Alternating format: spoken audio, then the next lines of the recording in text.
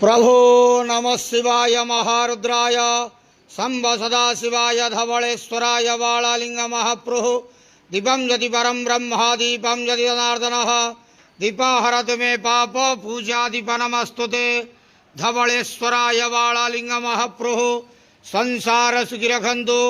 आज ज्येष्ठ मासर शुभ गुरुवार रे समस्त श्रद्धालु भक्त मानक आशीर्वाद करंतु, मनस्कामना पूर्ण करंतु, कर्म क्षेत्र उन्नति करंतु, ग्रह इष्ट खंडन करंतु, जगतर मंगल करंतु, विश्वर कल्याण करंतु, आपणकर नाम प्रकाश करंतु, सेवकर डाक श्रवण करंतु, समस्त गुआवसा भक्त मानकर मनस्कामना पूर्ण करंतु।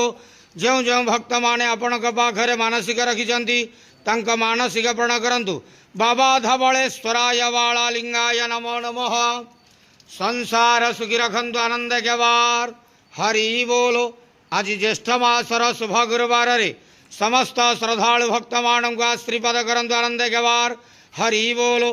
बाबा धवलेश्वराय बालालिंगाय नमो नमः।